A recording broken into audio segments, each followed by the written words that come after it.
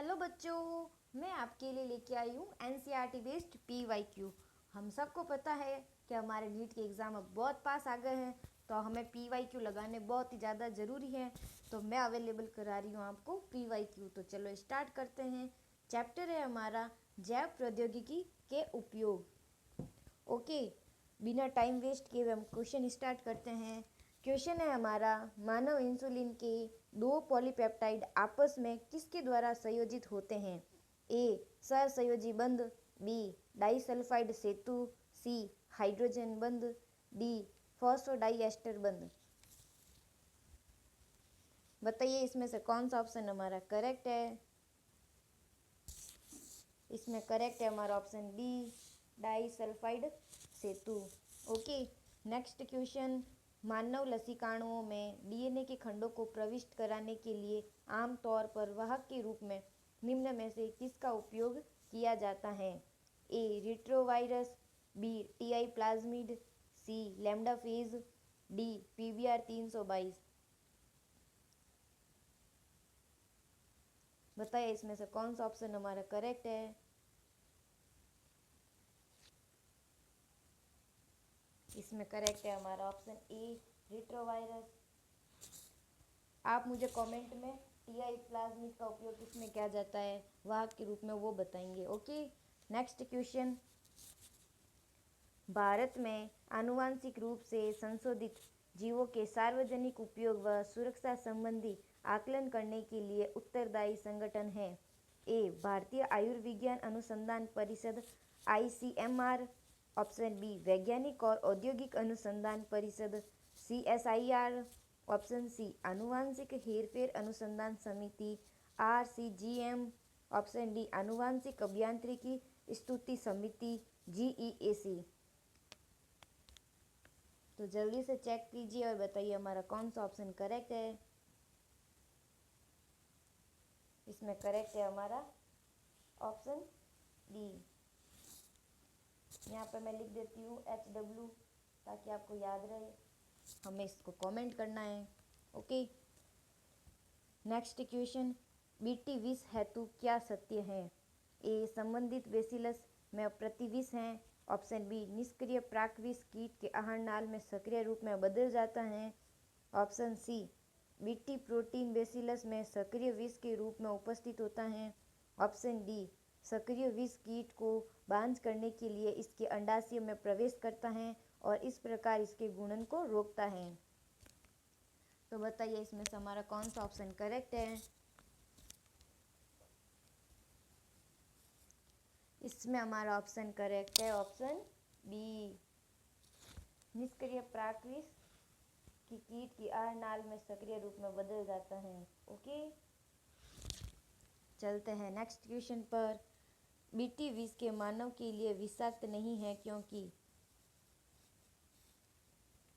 Option A Praak BT विष के सक्रियण हेतु मानव शरीर के तापमान से अधिक तापमान की आवश्यकता होती है, ऑप्शन बी बीटी विष केवल विशिष्ट कीट लक्ष्य को ही पहचानता है, ऑप्शन सी प्राक बीटी विष से बीटी विष के निर्माण के लिए मानव आमाशय में उपस्थित पीएच से कम पीएच की आवश्यकता होती है, ऑप्शन डी प्राक बीटी विष का बीटी विष में रूपांतरण केवल उच्च क्षारीय परिस्थिति में ही होता है।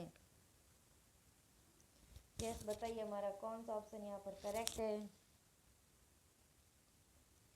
ऑप्शन डी एकदम करेक्ट है। प्राक बीटी विष का बीटी विष में रूपांतरण केवल उच्च क्षारीय परिस्थिति में ही होता है। नेक्स्ट क्वेश्चन, सुनहरा चावल या चमत्कारी चावल एक पराजिनी चावल है, इसमें किसकी बहुलता होती है? ऑप्शन ए विटामिन बी और लोहा, ऑप्शन बी विटामिन ए और लोहा, ऑप्शन सी विटामिन ए और विटामिन बी, ऑप्शन डी लोहा। बताइए इसमें से कौन सा ऑप्शन हमारा करेक्ट है?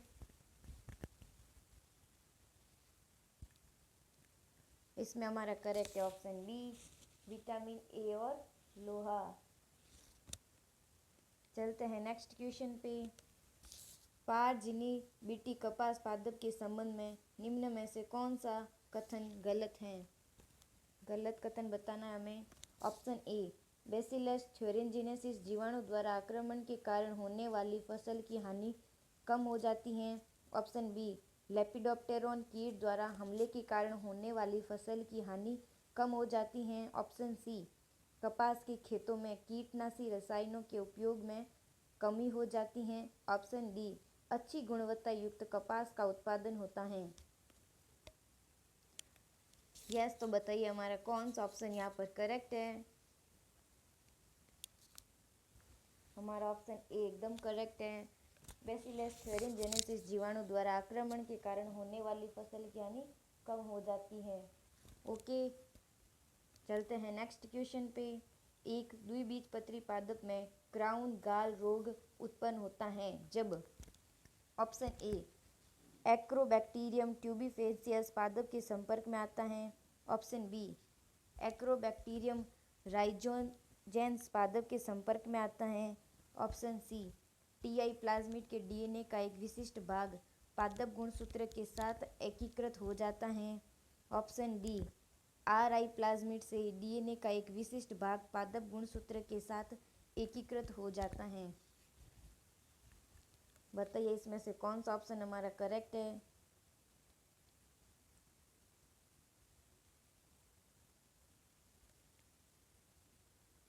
इसमें करेक्ट है हमारा ऑप्शन सी, टीआई प्लाज्मिड के डीएनए का एक विशिष्ट भाग पादप गुणसूत्र के साथ एकीकृत हो जाता है।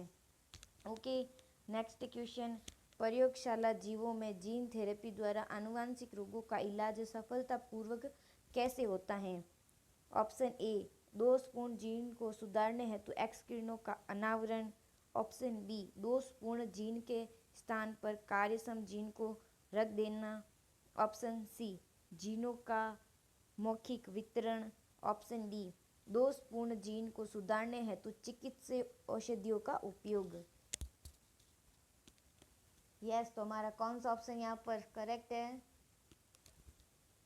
यहाँ पर हमारा ऑप्शन करेक्ट है ऑप्शन बी, दोषपूर्ण जीन के स्थान पर कार्यक्षम जीन को रख देना। Okay, next question. चावल की एक नई किस्म का विदेशी कंपनी द्वारा पेटेंट कराया गया था, जबकि ऐसी किस्में भारत में लंबे समय से उपस्थित है, वह किससे संबंधित है। Option A, CO667। Option B, Sharbati Sonora. Option सी, लरमा रोजा। Option D, basmati. यस, तो यहाँ पर हमारा कौन सा ऑप्शन एकदम करेक्ट है। ऑप्शन डी करेक्ट है, basmati. Okay, next question. Golden चावल के विषय में निम्नलिखित में से कौन सा कथन सही है। ऑप्शन ए, यह डैफोडिल के जीन वाला विटामिन ए प्रचुरित है। ऑप्शन बी, यह बेसिलस थ्यूरिनजेनेसिस के जीन वाला पीड़क प्रतिरोधी है।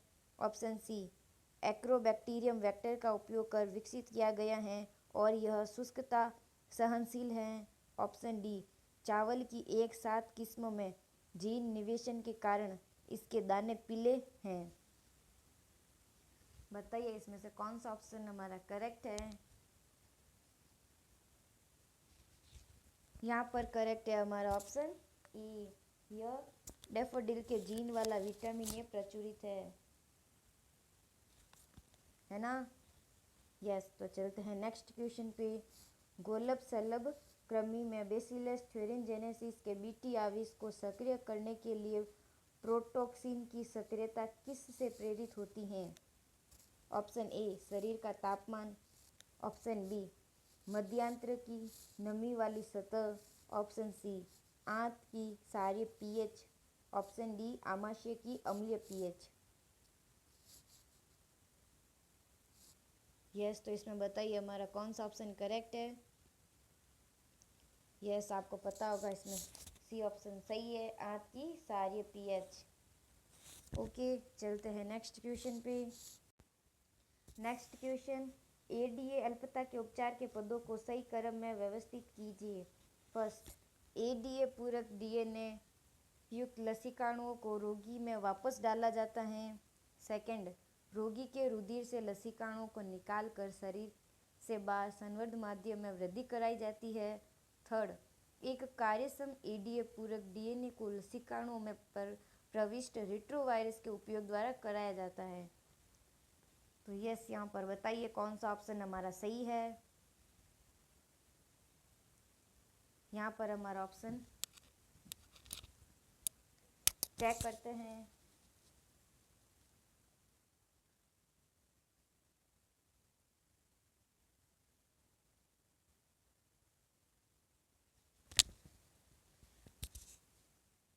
यस, यहाँ पर हमारा सही है ऑप्शन डी। ओके, चलते हैं नेक्स्ट क्वेश्चन पे। निम्नलिखित में से किसके द्वारा एडी अल्पता का उपचार स्थायी रूप से किया जा सकता है। ऑप्शन ए, एडीए उत्पन्न करने वाली जीन को मज्जा कोशिकाओं से निकालकर प्रारंभिक भ्रूणावस्था में कोशिका में स्थानांतरित करना।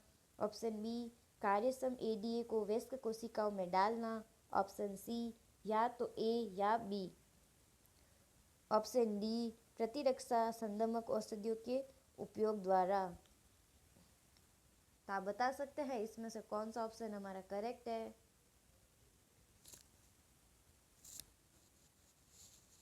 इसमें करेक्ट है हमारा ऑप्शन ए, एडीए उत्पन्न करने वाली जीन को मज्जा कोशिकाओं से निकालकर प्रारंभिक भ्रूणावस्था कोशिकाओं में स्थानांतरित करना।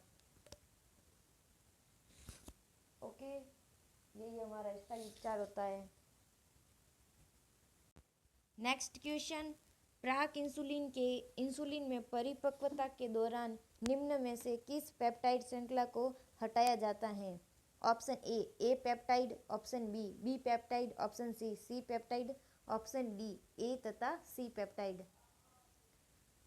तो बताइए इसमें से हम कौन सी पेप्टाइड श्रृंखला को हटाते हैं। यस, इसमें हमारा ऑप्शन सी करेक्ट है। नेक्स्ट क्वेश्चन, ब्राजीन जो कि चीनी की तुलना में लगभग 2000 गुना अधिक मीठा है, यह है एक। Option A carbohydrate. Option B lipid. Option C protein. Option D एक कृत्रिम मधुरक। बताइए इसमें से कौन सा ऑप्शन हमारा करेक्ट है। इसमें करेक्ट है हमारा ऑप्शन डी, एक कृत्रिम मधुरक। ओके, नेक्स्ट ऑप्शन, मधुमेह रोगियों में पोर्सिन इंसुलिन सुअर के आमाशय से प्राप्त का उपयोग करने के लिए क्या हानियां हैं। ऑप्शन ए, इसके कारण हाइपर कैल्सीमिया होता है। ऑप्शन बी, एक एलर्जी को उत्पन्न करता है। ऑप्शन सी, यह काफ़ी महंगा है। ऑप्शन डी, यह ग्राही मानव में उत्परिवर्तन कर सकता है। बताइए इसमें से कौन सा ऑप्शन हमारा करेक्ट है। इसमें करेक्ट है ऑप्शन बी, यह एलर्जी को उत्पन्न कर सकता है।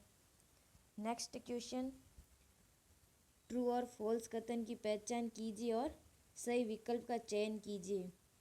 फर्स्ट, आरएनए अंतर्सेप विधि में विशिष्ट दूत आरएनए पूरक आरएनए से वर्धित होने के बाद निष्क्रिय हो जाता है, जिसके फलस्वरूप दूत आरएनए दमन के अनुवादन को रोकता है। सेकंड, आरएनए अंतर्सेप में प्रयुक्त पूरक आरएनए का स्रोत संक्रमण करने वाले विषाणुओं में पाए जाने वाले पूरक आरएनए जीनोम पारांतरिक के प्रतिकृति के उपरांत बनने वाला मध्यवर्ती आरएनए है। थर्ड, आरएनए-आई केवल कुछ यूकैरियोटिक जीवों में होता है। फोर्थ, आरएनए-आई विधि अपशिष्ट एमआरएनए अर्थात किसी भी एमआरएनए का दमन करने में प्रयुक्त होती हैं। बताइए इसमें से कौन सा ऑप्शन हमारा करेक्ट है।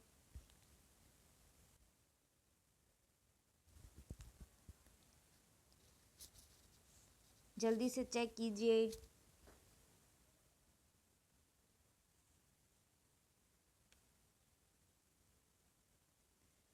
तो चलो हम चेक करते हैं। ओके, आरएनए अंतर्सेप विधि में विशिष्ट दूत आरएनए पूरक आरएनए से वर्धित होने के बाद निष्क्रिय हो जाता है, जिसके फलस्वरूप दूत आरएनए के अनुवादन को रोकता है।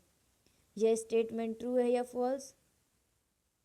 ये हमें यहाँ पर ट्रू लग रहा है। चलते हैं नेक्स्ट क्वेश्चन। नेक्स्ट ऑप्शन पे सेकंड पे, आरएनए अंतर्सेप में प्रयुक्त पूरक आरएनए का स्रोत संक्रमण करने वाले विषाणुओं में पाए जाने वाले पूरक आरएनए जीनोम या पारांतरिक के प्रतिकृति के उपरांत बनने वाला मध्यवर्ती आरएनए है। ये बी ऑप्शन आपका ट्रू है। नेक्स्ट, आरएनए केवल कुछ यूकैरियोटिक जीवों में होता है, ये फॉल्स है। नेक्स्ट, आरएनए विधि अपशिष्ट एमआरएनए अर्थात किसी भी एमआरएनए का दमन करने में प्रयुक्त होता है, ये ऑप्शन, ये भी फॉल्स है। ओके, तो हमारा यहाँ पर कौन सा करेक्ट हो रहा है? D. Okay, next question, transgenic परपोषी पादप में निमेटोड के संक्रमण से बचाव के पदों को क्रम में व्यवस्थित कीजिए। फर्स्ट, दोनों आरएनए एक दूसरे के पूरक होते हैं जो द्विसूत्री आरएनए का निर्माण करते हैं, जिससे आरएनए अंतर से प्रारंभ होता है जो निमेटोड के विशिष्ट एमआरएनए का दमन करता है। सेकेंड है हमारा, इस प्रकार पारजीनी पादप अपनी सुरक्षा निमेटोड से करते हैं। थर्ड, इसके फलस्वरूप पारजीनी परपोषी पादप में विशिष्ट अंतरसेपी आरएनए की उपस्थिति में परजीवी जीवित नहीं रह पाता।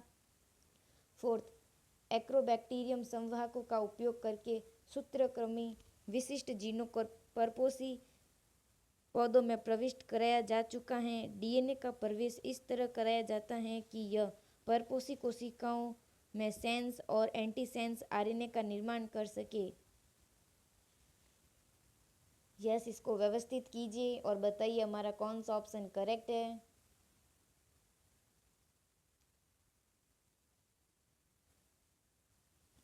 इसमें हमें क्या लग रहा है? सबसे पहले हमें लग रहा है फोर्थ, फिर फर्स्ट, फिर थर्ड एंड देन सेकेंड। ये ऑप्शन हमारा कहीं है क्या? चेक करो। ये डी ऑप्शन हमारा यहाँ पे दिखा रहा है, यही है, तो इसमें डी ऑप्शन हमारा करेक्ट है। ओके, यहीं पर होते हैं हमारे क्वेश्चन समाप्त। वीडियो अच्छा लगे तो लाइक शेयर सब्सक्राइब ज़रूर करें।